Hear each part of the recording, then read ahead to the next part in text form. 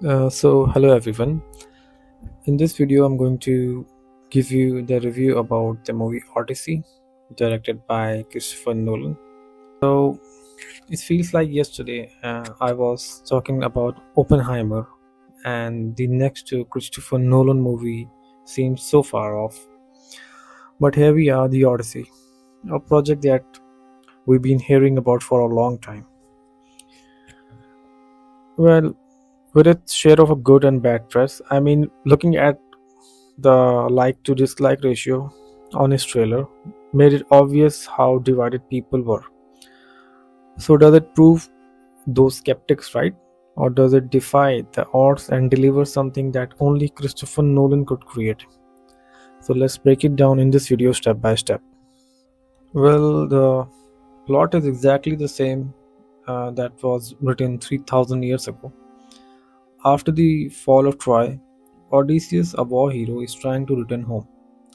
But his homecoming isn't that simple. Along the way, he faces obstacles that, let's just say, take a very long time to overcome. What are those obstacles? Will Odysseus make it home? And if he does, in what state will he find his kingdom when destruction elements are trying to ruin it? You have to watch the movie and to find it out. It's a non-spoiler review. So beyond the story, I want to talk about the IMAX. So this is the first movie that was fully shoot on IMAX, and that's Christopher Nolan do. But if you talk about my personal experience, I haven't watched it in IMAX. I watched it in 2D, and it just feels okay. It didn't make the movie different. Maybe in IMAX, if you watch it, you have a better experience, but it does not spoil your experience if you watch it in 2D also. Okay, so I watched in standard return and feels good. Okay, now let's talk about Christopher Nolan filmography. Uh, Christopher has created a dream world and shows us the Gotham City.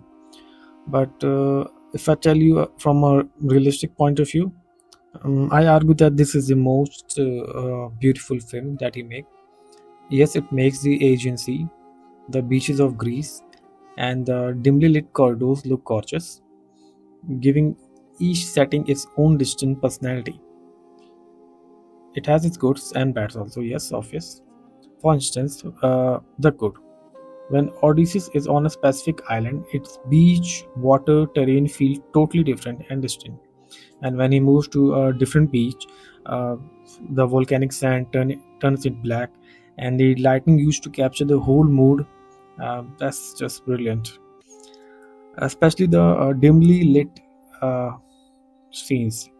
You never feel that you can't see what is happening due to darkness, a common issue in low lighting photography, but you see it. So it just perfectly blend. The torchlight scene inside the Ethica features a flickering flames that let you experience the full scene in a surreal way. The Odyssey maintains that intellectual weight while preserving its emotional core. By the time the movie ends, you connect with the characters to the point where their sorrow feels like your sorrow and their joy feels like your joy. The written dialogue feels extremely powerful. On the surface level, the Odyssey is about a man trying to get home, but the way Nolan handles it is very different. He preserves the spirit of adventure, but it becomes a deep character study of Odysseus, what he experienced in Troy, how that trauma altered his life, and how his subsequent choices shape his faith. It stays with you after you leave the theater. The movie uses a non-linear narrative, starting in the middle and filling the details through the flashback, as we all know Nolan do in most of his movie. However, Nolan keeps the sequence intact without interrupting flashbacks, allowing the full gravity and danger to thrill to hit you. At some point, I must say, the movie almost feel like a horror movie, and I would love Christopher Nolan to direct a horror movie. He uses the body horror and the atmospheric brilliantly. The background score and the sound design are remarkably creative. In one scene, for example, In one scene where character plug their ears with wax, you hear no sound. Instead, a character describes what sound feels like through dialogues. The score during the fall of the Troy built tension continuously without dropping the beat, leaving you on the edge of your seat, even when you know what's coming.